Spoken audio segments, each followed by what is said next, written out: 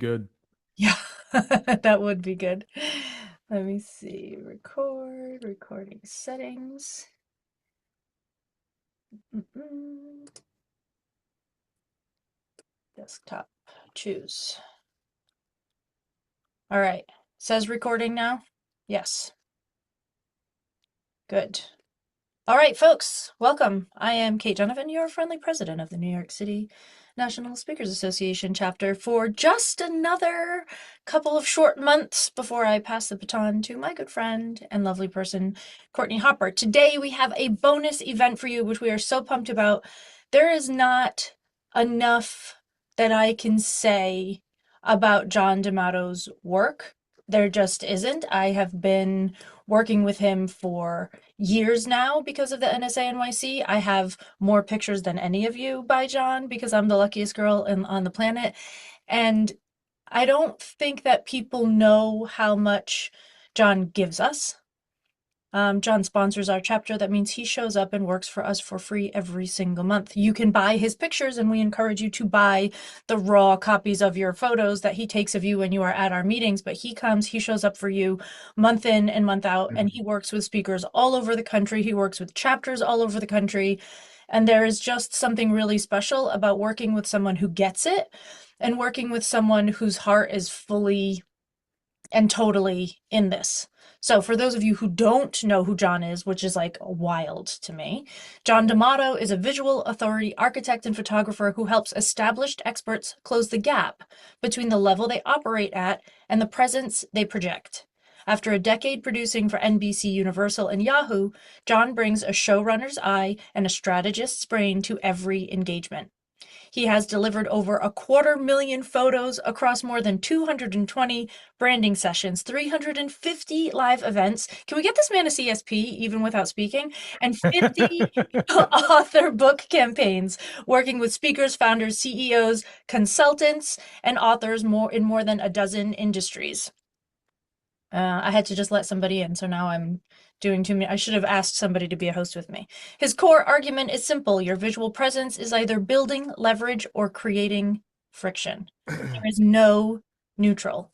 And for experts operating at a high level, the cost of misalignment is not just aesthetic, it's financial. John's sessions don't just inform, they shift how your audience thinks about every image decision they make from that day forward. John, thank you so much for being here. We love you. For the group, please know that John is going through a 60-minute basically keynote right now, and he's going to run through this information so that you can get it. Please, if you have a question, please send it to me privately in the chat, and I will collect them so that we can get to them at the end of the session. John said he would stay on for an extra 5 or 10 minutes for questions if we need him. Okay, so just start a chat with me privately, and I will start collecting the questions for everybody to make it easy. And now I'm going to mute myself. I'm going to pin John. There you go. I think so now. And now we see John DeMato's screen. Okay, John, take it away. Thank you very much, Madam President. I appreciate the pen and the opportunity to speak in front of everybody today. Now, before we dive deep into this world of visual authority, I have a quick question to ask everybody. Raise your hand if you've ever stalked an expert online before you determined whether or not they were the solution to your problem. All right. Got a nice chunk, someone somewhere like everybody, right? Now, keep your hands raised if you've experienced this part. You went to their website, you went to their LinkedIn, you went to their social profiles, and the first thing that you saw was what could be described as a complete and total dumpster fire of photos that scared the hell out of you. And the next thing you know, you ran away from them and started looking for someone else. I know I have. Yeah, John, thank you. Um, that moment right there, that moment of decision is what we are going to be talking about today. The quick initial 10-second scan that everybody does before they decide whether or not the person that they are researching is worth their time. And the reason why we're going to spend time talking about that today is because That very process of looking someone up for 10 seconds and determining whether or not they want to move forward in the buying conversation is what is happening in your world right now with prospective clients. They're determining whether or not they want to put you on their stage for their annual conference, whether they want to bring you in and have you coach their leadership team, or whether they want you to consult their organization or buy your book or purchase your online course or be a part of your community. Fill in the blank of all of the different products and services you have. There are people right now checking you out. And in some cases, when they see your photos, they are doing the same thing you've done and run right away and look for someone else to solve their problem. So, our job today is to talk about how we can stop the leak. And first, what we're going to do is talk about the problem itself. Then we're going to talk about what is quietly costing you these opportunities. And then we're going to get into how to fix it. And we're going to take it step by step. So, first thing we're going to do is talk about the problem itself. Then we're going to get into defining what visual storytelling actually is, visual authority actually is. Next, we're going to talk about the system of photos that help support your visual authority. And finally, I'm going to leave you with 3 questions that help save you time and money to figure out how to put together a visual strategy that ultimately supports your business goals. All right, you folks ready? Can I see some nodding heads? Okay, I see nodding heads. I see thumbs up. Good. All right. So here's what we're going to do. We're going to start very simply by talking about the problem that most of you folks don't even realize you have. And that's the recognition gap. You have proven expertise, but opportunities still go to other people in your space. Now, why is that? Well, usually it's not because these people are smarter than you, or they're more experienced than you are, or they're even cooler human beings than you are. It's the fact that those people are recognized faster as the trusted authority in your space. Long story short, they're playing the visual game better than you are. And that is what's costing you those opportunities, that ability to be able to advance and evolve and grow your business. And what I mean by that is you could be operating at a level 8, 9, or 10. Your experience, the expertise you have, the results you get for your clients is top shelf. However, if your visual signal, the images that you put out there on your behalf to represent your brand is at a level 3, 4, or 5, there's a misalignment there. And that misalignment is costing you money. And the way that I refer to that money is the invisibility tax. When your visual signals don't complement your expertise, you pay a hidden cost. And the key word in that definition is hidden, because in no world are you ever going to receive an email or a phone call where someone's going to say, hey, just wanted to let you know, we were thinking about bringing you in for our annual conference, but quite frankly, your photos suck. They scared the hell out of us, and we ran away from you, and now we're going to go find someone else. Have a great day. That's not happening in this world, right?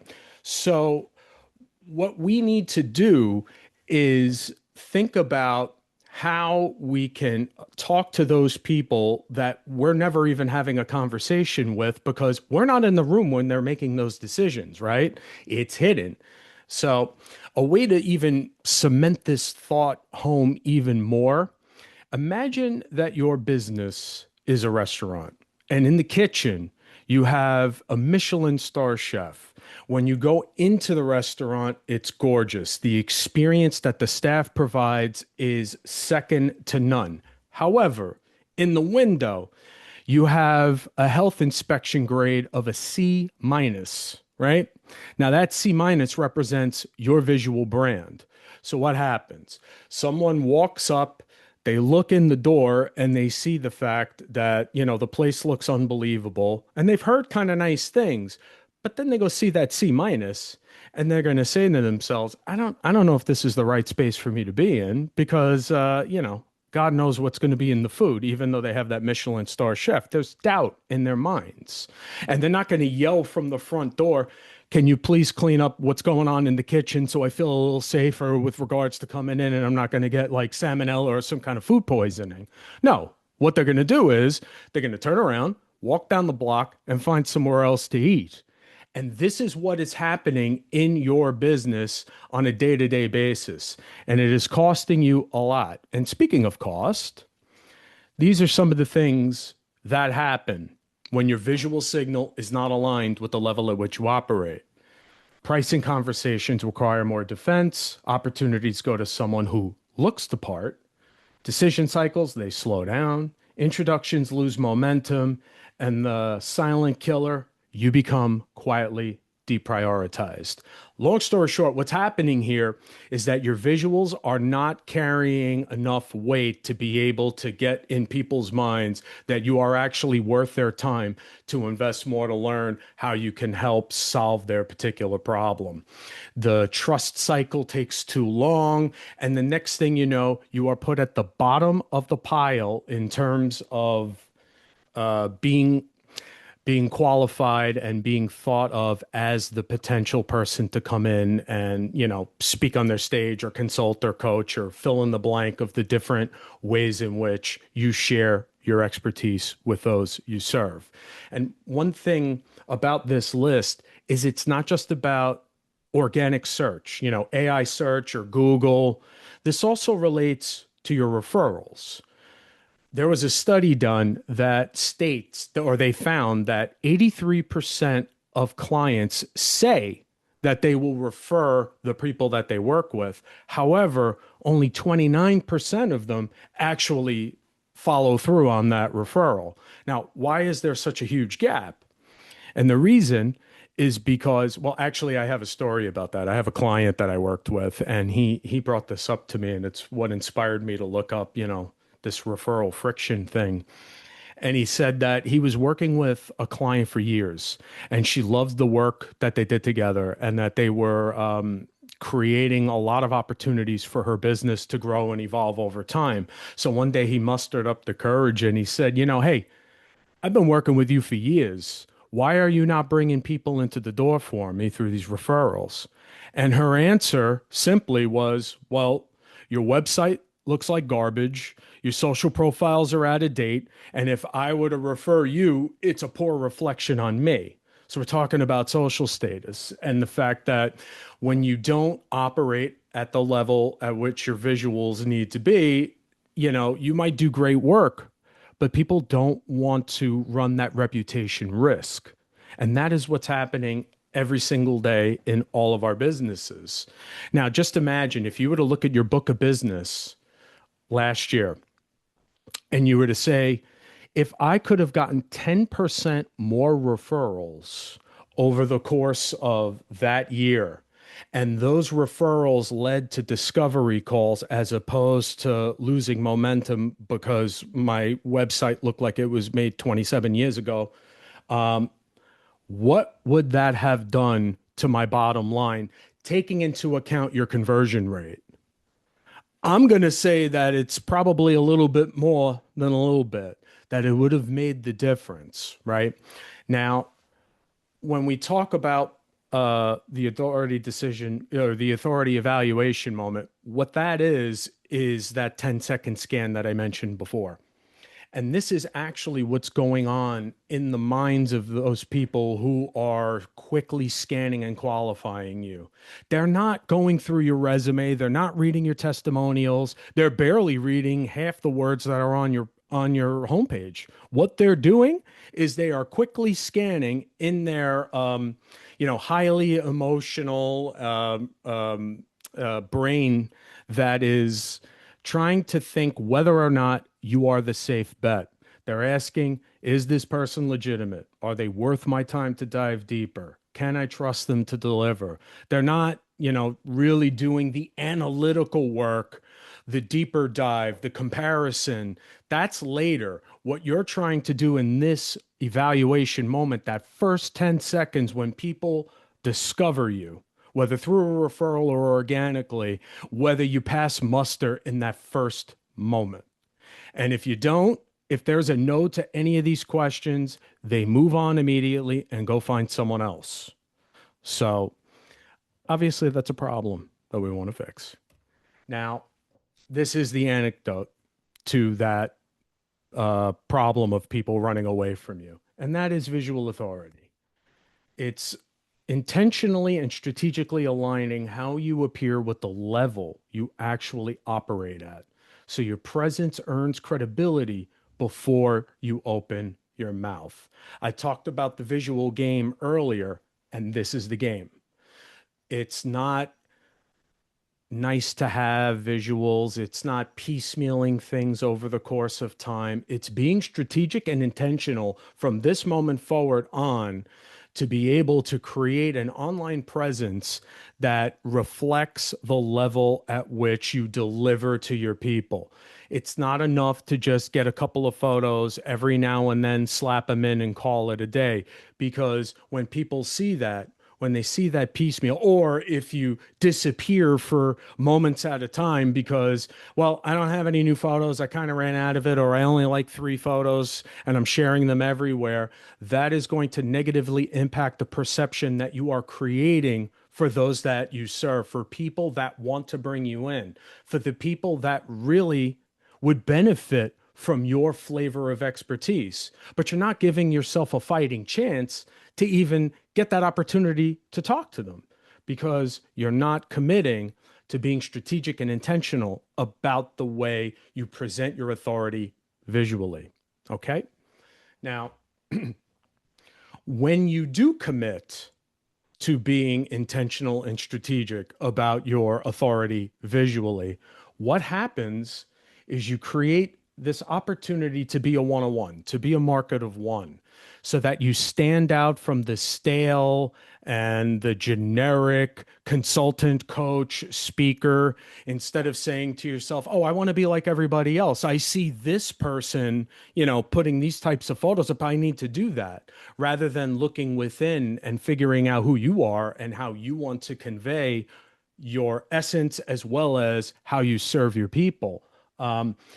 This is one reason why when people say, oh, I have a mood board on Pinterest, can I send that to you before we do this session? I tell them, don't bother. I'm not going to look at it. And the reason is because you are not those people. You are your own person. Yes, you might be the person that also consults and coaches and trains people and speaks on those stages and has that online course and has the community, but you are you. And when you commit to visual authority, it's important that you create an opportunity to share visuals that have these types of characteristics. So when we look at the market of one triangle, we see we start with curbside appeal. Now, what that is the pattern interrupt. It's that stop the scroll moment that you earn based on the aesthetics of the image, the activity conveyed in that image, and the emotional sentiment that is displayed through your body language and your facial expression. It gets people to lean in and say, this person looks interesting. Let me get a deeper look into who this person is. And then we have instant credibility. That is the images that showcase you doing your thing in front of your people. It shows that you've done it before, you've done it recently, and you've done it for people just like them. This creates that safety piece. Are they the safe bet? Well, when you showcase photos of you speaking on that stage or writing on that whiteboard or delivering that virtual presentation, just like this is instant credibility. And by the way, if anyone gets motivated, you can grab your phone and take some photos of me doing this. I'd really appreciate it because then you can share it and tag me online and show people that I can do this kind of thing. But that notwithstanding, that's instant credibility. And then we round out the triangle. Thank you, John. Then we round out the triangle with genuine uniqueness. That's your secret sauce. That's the wrinkles and nuances of your personality, of the way in which you deliver your message of transformation. I mean, everything from the way you dress to the pen that you use when you brainstorm ideas in your notebook and everything in between. This is what helps you paint the broader picture of you, the human being, and you, the authority, at the same time. And when you combine all of those pieces together, that is what's going to help you stand out from everybody else. Now, before we move on, there is one piece, before we move on to talk about what's actually in the library itself. There's one piece that I wanted to share with you to create a broader context with regards to your visuals. They're not going to automatically close you deals. They're not a magic bullet. What they do is they earn you the right to have a conversation. And specifically, what I'm talking about is a discovery call. That is the goal of your visuals. Like, you're not going to get someone that says, "Oh my God, your headshot or that photo of you on it was so amazing, I had to hire you." That's not where your visuals play. These are photos that are business infrastructure. It's a part of a greater whole.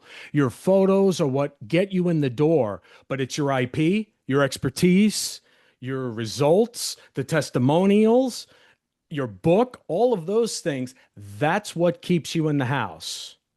So when you have that in mind, that creates that proper context with respect to how you think about investing in your visuals, your branding images, your event images, and everything in between.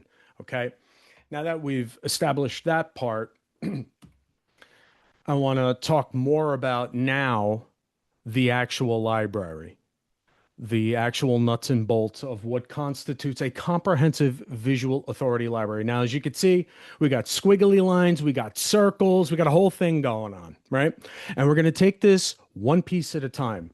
We're going to start with you and your relationship to to the visual authority library, and then we're going to talk about the core assets. Then we'll get into the visual evidence, and then we're going to round out with the missing details. Now, if you notice, I don't know if you folks can see on your screen, but there's little baby circles underneath each.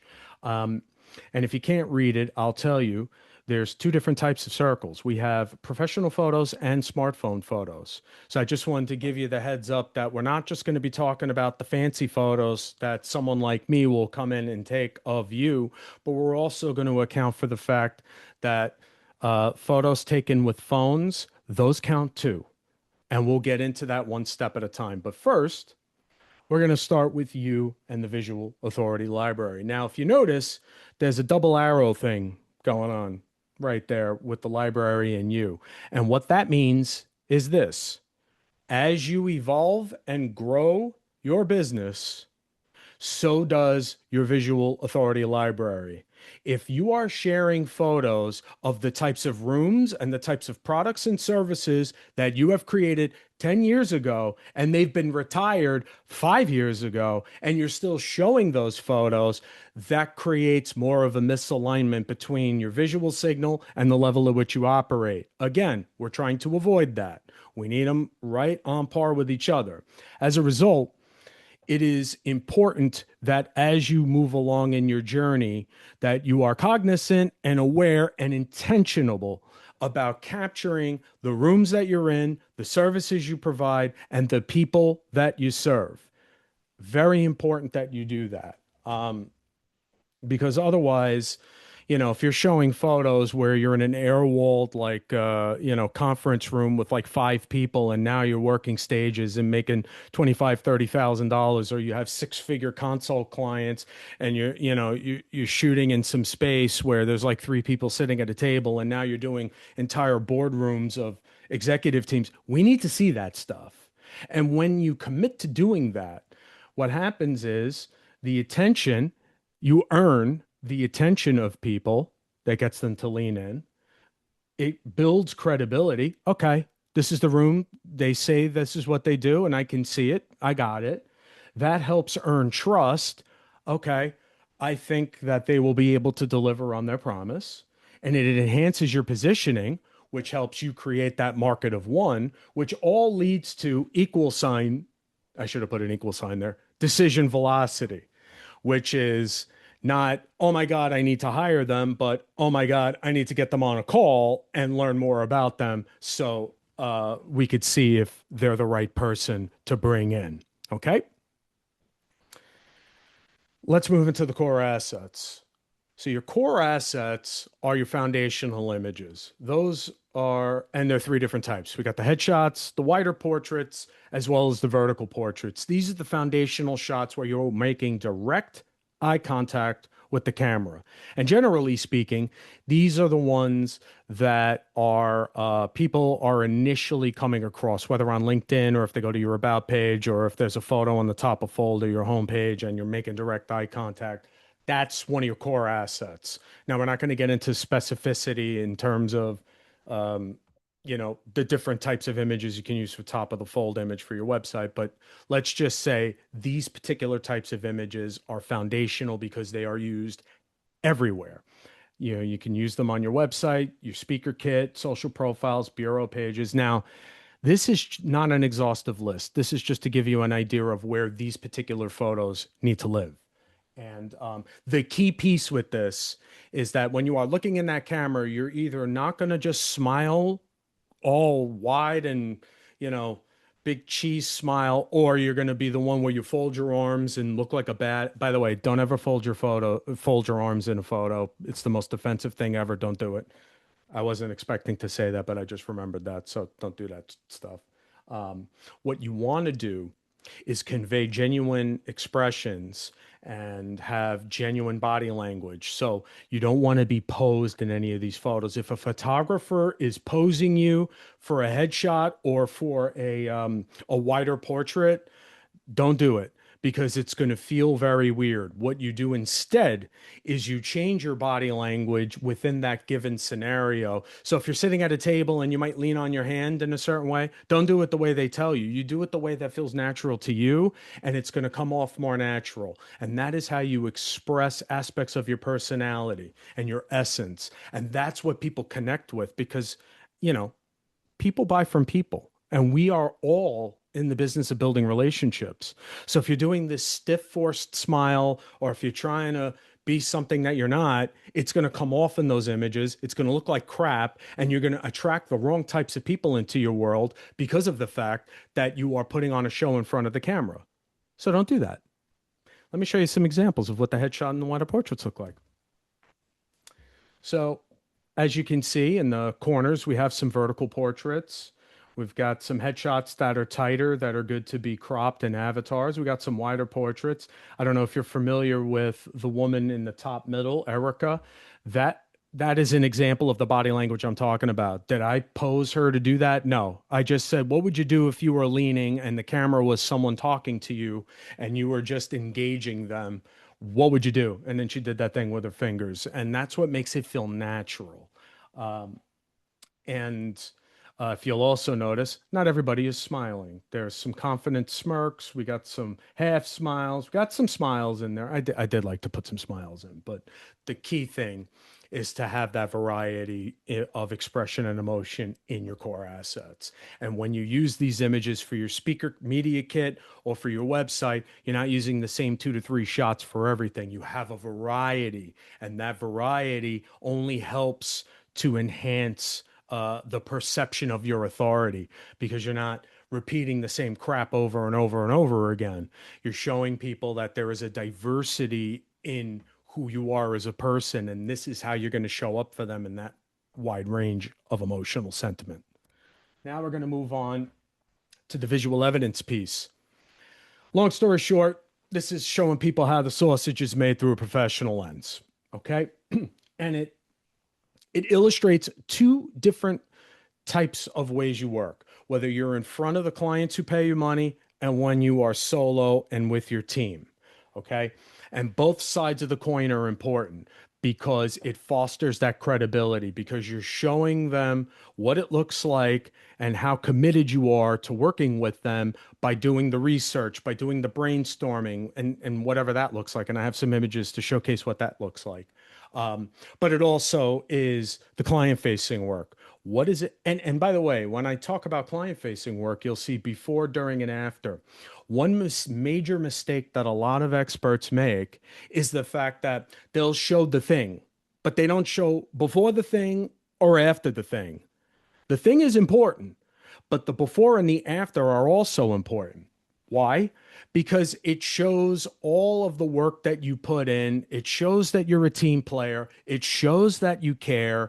And ultimately, as I said before, people buy from people, and we're in the business of building relationships. And when you show that before and after, as well as what happens during it, that paints a much broader picture of what they're getting when they invest in you to either speak on their stage or coach their team or consult their organization or fill in the blank of the 90 million different things that you folks do for your people. It just tells a better, more comprehensive story. And it gives you an opportunity to be able to look again, creating that digit that versatility and that variety in your images that ultimately enhances your visual authority. And as I said, you can use them on. Oh, actually, one important thing. The fourth bullet, capture during real moments and recreated during branding sessions. So when it comes to creating and enhancing that variety that I talked about, when you shoot it in a real room, that is obviously very important. But in for some people, number one, there is a challenge based on some of their work where there's confidentiality issues, or there's certain rooms where it just doesn't look picturesque enough. But they still need to show people what it actually looks like when they're in the room with you doing your thing. As a result, a way to kind of get around that is by recreating those moments during a branding session. So it's not just about getting those core assets we talked about before. We can also recreate you delivering a slide presentation, or, using flip chart pages to do a workshop or a mastermind or a virtual coaching client work that you do. And we can get those images to be able to satisfy that this is what it looks like piece for people to feel safe enough to know that this is what it looks like and this is what I can expect. But ultimately, the real moments are really important. And you can use those images on your website, your kit, your thumbnails for your video, or for your articles, slides, online content, handouts. Again, not an exhaustive list, but I will say when I work with clients, what I do is send them I have these well, it's not a handout, it's actually on my website, but it's an implementation list that gives them, I don't know, 30, 40 different ideas of different places to be able to use, whether it's a branding session or an event session, or in some people's cases, the book boudoir session that I do. Book boudoir is when I photograph a client's book, the cover, the spine, as well as the inside pages, capturing certain pull quotes and illustrations, things of that nature. And for each of those different sessions, I have this implementation guide that kind of gives them all right, what the hell do I do with these photos? Let me look at this list and get some ideas. But this is at least a good starting point for that bottom bullet to give you the high level places and the immediate go-to spots to use these types of images. Let me show you. First, we'll start with the non-client facing work images that give you some examples. So there's a variety of different ways that people work, the way that they do their thing, whether it's, voice recording or brainstorming in a notebook or writing on a whiteboard, using a tablet, working on the laptop in your office, or if it's team related, whether it's within their own office or virtually. It is important to showcase these pieces, as I mentioned before, because it adds that credibility piece that a lot of experts don't simply show. They don't peel back the curtain and let people see, here's the bird's eye view of what I'm doing before I'm in front of you. But then when you are in front of these people, this is some examples of what the before looks like. Now, what you'll notice here is whether it's the top left, where it's a speaker kind of walking the stage, getting a feel for the space, or a speaker going over the slide deck on in the back with the AV team, or going over your presentation and taking notes, or like Rob in the lower left-hand corner where he's actually rehearsing, which I thought was pretty funny because I was away from him. I turn around and he's like doing all these hand gestures and he's looking at himself. I'm like, I gotta get that. That looks kind of interesting. My luggage on the right hand side made a guest appearance in that photo, so I feel pretty good about that. As well as working with the event producer. That's what that reflective shot that's in the what you call it, the oh God, I don't even remember the name of the thing. But yeah, anyway, it looked funky, so I shot it. And then the shots that are on the right hand side, um, those are examples of a 3-day event in the top. So we're showing the swag, we're showing the bags, we're showing that stuff. Now, this is one of like 900 million photos I shot of all the things that are in that bag, as well as it as a collection. And then the one in the bottom is an image of a 3-day workshop that was done, the calm before the storm type of shot. And what you want to do is just set the scene for your people, show the people how you work. And as I mentioned before, you want to do that because it helps show how much work you actually put into your delivery of your expertise. Now we got some stuff during. If you'll notice, um, whether it's a mastermind in the upper left or it's a keynote down below where you're the tiny little peanut, or it's a virtual session, or it's a behind the lower right of David Newman. For those of you who know David, it's a behind the scenes of him delivering a coaching session in his office. And then the upper right is a book signing. All of these things are representative of the types of images that you need to satisfy that visual evidence piece. If you notice, some are closer, some are super wide. There's details. If you also notice, there's people taking notes. There's participants engaging in the conversation. When you're delivering a keynote or you're running a training or you're doing a coaching session and there's people in the room, it is not enough to just photograph you. Okay. You want to capture the full experience of what's happening during that actual moment. And that means participants taking notes, engaging the facilitator, engaging each other, as well as the stuff of them actually doing their thing. You want it from wide, medium, close, from the left to the right. You want as much variety as possible. Why? Because either you or a designer that's going to create your social content or your website materials, if you give them the same shot over and over and over and over again, they're going to have to, squeeze water from a rock in terms of trying to create that interesting, compelling, high level pieces of visual assets, whether it's on your website or a PDF or an ad or fill in the blank of all of the different places that you can use these images. And it's just going to look the same. And that diminishes the authority that you are projecting to your audience. And obviously, we don't want to do that. So we want you on the left-hand side, the right-hand side, and wide, medium, and close. And that's what helps create that visual variety. Now, one thing that I will mention to you is some of these photos happened in real life. And some of these photos were recreated during branding sessions. Now, I'm not going to ask you which ones you think were recreated or were captured during a real event. But what I will say is, do you care? Do you care that these photos were recreated during a branding session or captured in the real world? In most cases, it doesn't matter. Why?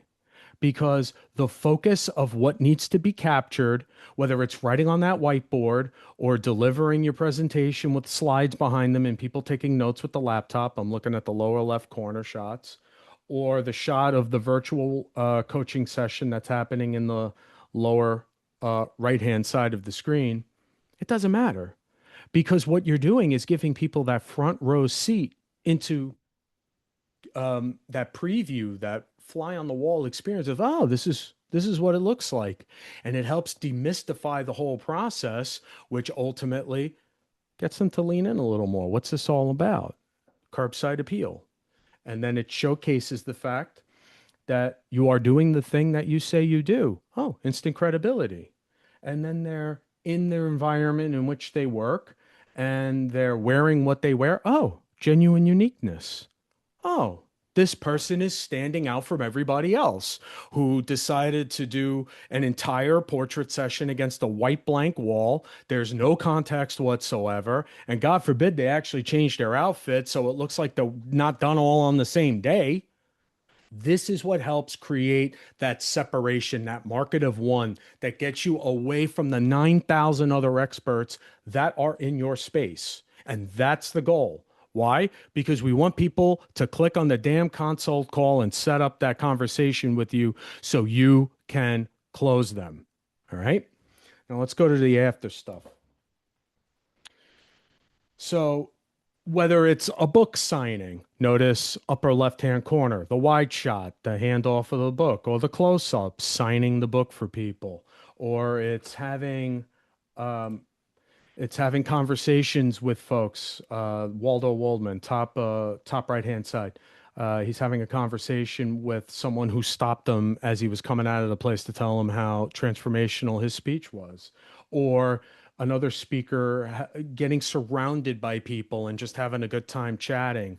The hugs. This, by the way, the lower middle is one of the most meta images I've ever gotten because of the fact that I don't know if you folks know Jess Pettit, but for the chapter, she's going to be coming in and dropping some magic on us next month. This was a keynote for Southwest in Dallas. She's taking a photo of her and the other two people while the other guy is shooting a photo of them taking a photo, and then it's of me taking a photo of a photo of a photo. I was very excited about this image because I never get a chance to get the meta type of shot. But what does that all signify? That people enjoyed the speech, that it touched them in a certain way, that it affected them. And that's what every single person in that shot said to her, because I was right there and listening. And the one next to her with Heather with the hug, Heather almost cried after that conversation. But the point being is, these are the types of things you want to show people because if this is placed within the context of a story that talks about this moment, well, a decision maker that's thinking about bringing you in for a speech is going to be like, oh, wow, I want that for my people. That's what I mean by showcasing the after of what happens during the thing, the after thing. We want that because these images help fill in the blanks. All right, let's move on to this one. As I mentioned before, smartphone photos. So you don't always have a I mean, listen, unless if you're an influencer that has a personal paparazzi following you around like you fancy, there are going to be high impact moments that happen in your business and your life that you simply don't have a professional camera around capturing. Therefore, that's when your phone comes into play. It captures those micro moments that fill in the gaps that someone like me wasn't around to capture. And again, it reinforces that credibility. It makes you more relatable as well. Why? Because you're sharing photos from the client perspective. Now, granted, a lot of these photos are not exactly going to be works of art, but it doesn't matter. Why? Because if someone in your audience took that photo, clearly you touched them and inspired them in a certain way. And they had that photo. And not only did they take the photo, but then they shared it. And not only did they share it, but then they tagged you. That is the type of credibility that helps reinforce those professional images that you are paying for. And it helps paint that broader picture from a credibility standpoint, as well as a relatability standpoint. And again, you can use these photos on LinkedIn, your feeds, your carousels, reels, blah, blah, blah, all that stuff, as well as other places that make sense when you want to connect with people. So now I don't have my client shots, but I have some examples of me. Some of these photos represent firesides and chats that I've had in virtual presentations, and the other half represent photos that I've taken during actual sessions. And if you notice the guest check, which I have plenty of, is kind of a big thing that I use with my clients when I do short sessions. I write the notes out on that, and I actually use those things to write a lot of notes on. So I share that with my people, as well as the photo in the lower right is San Francisco Airport at about 5:30 in the morning, and I'm staring at that guy editing photos before my flight. Um, it's just filling in the gaps for people because I didn't have someone taking photos of me doing all this stuff. Well, actually, you can tell some of the photo in the upper right is actually a behind the scenes of me taking a photo of a client, and we happen to have a third person around, so he was walking around taking shots of me. Um, but the key thing is you could take them yourself, and the people that are a part of that experience take them. In either case, they all add to the credibility and relatability and fosters that visual evidence piece of your authority library. Now, let's move on to the missing details. We break it down into two different sections: professional signals as well as personal touches. The professional signals, the books, the awards, the IP, the branded swag, all of that stuff that signifies more credibility. It's the yes and to your visual evidence. Um, and then for the personal touches, that relates to the stuff that's outside of the work. It's the type of like whether it's community stuff or family or hobbies or memento. I have here community work, mementos, meaningful. It's not that you have to share everything in your life all the time. No one cares about what you ate last night. Unless if you're a chef and you're doing stuff that's fancy with the food, no one cares. You don't need to share that. Or if there's aspects of your life that you want to keep private, you keep it private. But the stuff that you are willing to share, you lean into it and you be consistent with it. Why? People buy from people, business of building relationships, connecting with people outside of the work to become more relatable. And while they might not be in the buying decision today, this helps you stay top of mind. So that's what you share with people. Um, and again, capture them during real moments or recreated during branding sessions. Same deal as the visual evidence. And you can use them in your launch marketing materials, online content, infographics, fill in the blank, all of that stuff. Um, Here's some examples of the professional signals, whether it's MBS's book in the lower right-hand corner or a manual that you use. This picture here in the upper right-hand side is an online course. Uh, Former New York City chapter member Lou Diamond, that's behind the scenes of him recording a podcast. And the left-hand corner side is behind the scenes of recording an audiobook. And then the lower left-hand corner is a colleague of mine who was interviewing Seth Godin. So I was in the inner sanctum shooting behind the scenes before he told me to stop shooting because it was distracting him. But that's okay. I got that one. So that's good. And you'll also notice the branded, the new logo on the laptop, as well as the award. All different types of professional signals that can be used in a variety of different places.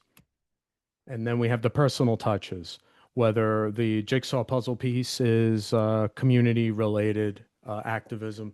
The upper left is my guy Ted on his boat. We got lower right with David Horsager on his horse, which he made me sit on, and that was the scariest thing I ever did. And I'm never getting on a horse again, but neither here nor there. Um, and then you'll also notice the Spider-Man socks, the joy sign, former chapter member Bruce Weinstein on his harmonica, which was awesome to hear, by the way.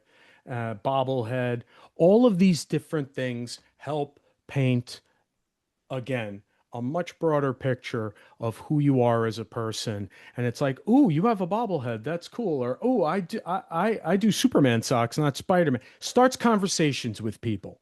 And that's what we're trying to do. Okay. And then, of course, the missing details um, with your smartphone. So, again, if you don't have a professional photographer shooting all that stuff, you can do it on your own and with other people. Um, and I'll just skip right to the images here. These are examples of what my world looks like, which, since I don't have a life and I travel most of the time and photograph people like you nonstop, very grateful for, not complaining, just saying. Um, in a lot of the stories and the visuals that I share, the missing details with my phone involve me traveling for work, whether it's on a plane, uh, or it's in a cab, those kinds of things I share. The panorama shot on the bottom, though, is I'm an avid walker. It's something that I do a lot of. And that happens to be Astoria Park, which is a local park that's near my apartment. And I have walked up and down that that path, I don't know, 80,000 times. So I thought, took a photo of it one day. The point being is when you share this kind of stuff, it helps create curiosity about who you are as a person beyond that of what you can just do for people. And it's something that you need to do. Now, as I mentioned at the beginning, I wanted to leave you with three critical questions that help you save time and money when putting together your visual strategy to help promote your business. So let's get into that real quick. What are your immediate, important, and aspirational business goals? By immediate, I'm talking about within the next 30 to 60 days. What's in the shop front window that's coming up? You're launching a book, you're launching a community, online course, you want to create more opportunities to get on more stages, you want more coaching clients. What does that look like? Um, Important is what you're looking to do by end of year. So same question. What are you working towards by the end of year into next year? So the next 12 to 18 months. And then aspirational is long term. We're talking legacy. What do you want to leave behind? And with regards to that, how does that relate to your business? And then once you have that kind of game plan in your head for the 30 days to 60 days or the 12 to 18 months or what the long-term play is ultimately going to be, that's going to help inform the types of images that you need, which then leads to this question.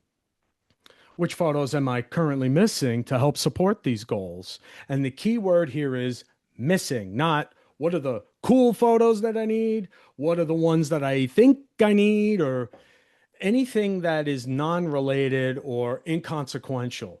By missing, I'm talking about what's in the window for sale in 30 to 60 days for the next year and over the span of your business. And that is all you need to concern yourself with, because those are the images that are going to help create that curbside appeal, instant credibility, and in the way in which they are captured, your genuine uniqueness. Okay. And then the third question is, unless you plan on doing this all by yourself, and that may be the case early on, depending upon where you are in your journey, um, who are the creative partners I need to help me create these ever evolving visual assets? Now, by creative partners, I'm not simply referring to the camera monkey behind the camera. What I'm talking about, the web designer, the social media person, the person designing my speaker kit, media kit, all of those assets. Who are those people? Because if you're just going to spend time and put things together without any real plan, it's going to get messy. But if you have in your mind, I know what I'm selling today and for the next, 30 to 60 days, what the priority is. I have an idea of what I want to do over the next 12 to 18 months, and I have an idea of what I want to do long term. And then you realize, okay, these are the images I need. And then it's who are the people that are going to come in and help me execute on this plan? And it's not just, oh, I'm going to let them tell me what I need. It's no, I'm being proactive about this because I have now a firm understanding of what it takes to put together a comprehensive visual authority library. And instead of just like, yeah, we're just going to show up and, for the photographer, we're just going to wear a couple outfits. We'll go to the park. We'll figure it out. There is none of that.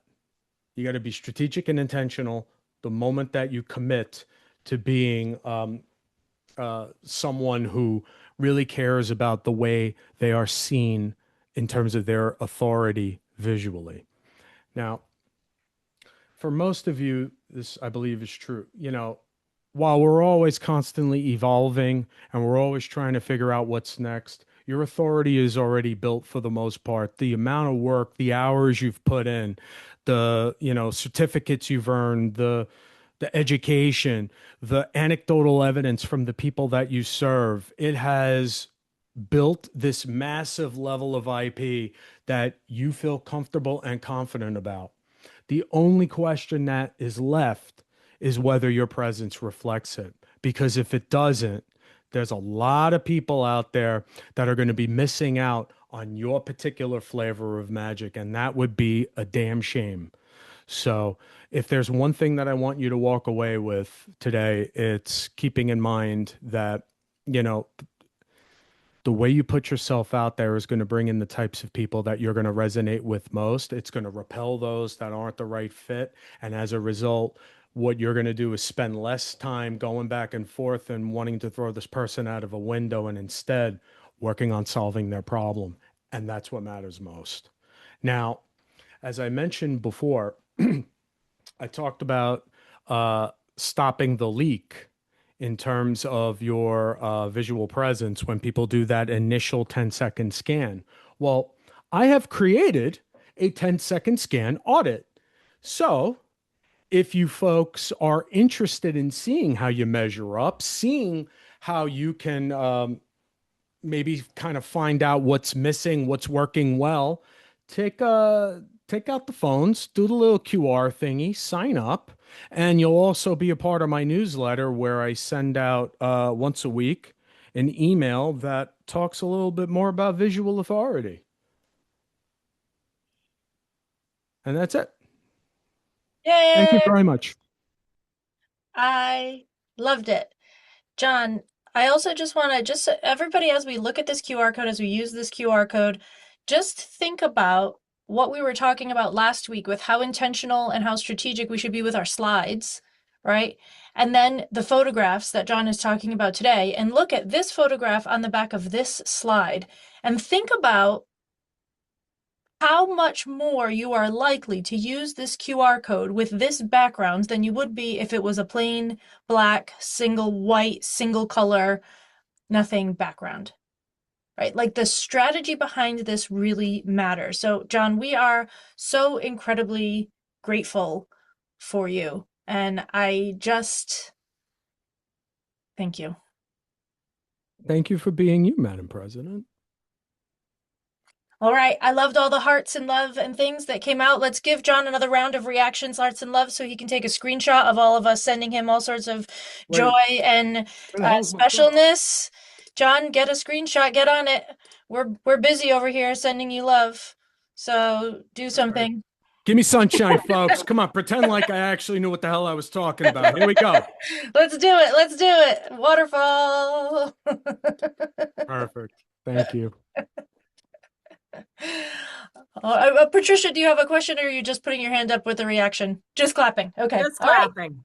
Wonderful. All right. So for everyone that was here, please know that we will be, because this was a bonus session, because everyone was invited, we are going to be posting this to our YouTube channel and it will be available for everyone to watch. You will not need to go into your digital vault, into your masterclass section, logged in into the website. So if you thought that this was useful, my ask would be A, that you post a picture and tag John and let him know on the interwebs that this was really powerful for you. And B, once we get that video out and I send you an email to let you know that that video is out, that you share it with everyone that you think could benefit from seeing this, because the more people that we get on this, the better. And 'tis all. Is there Thank any you all very questions? much. I'm kicking you out now. Okay. Okay. Bye, friends.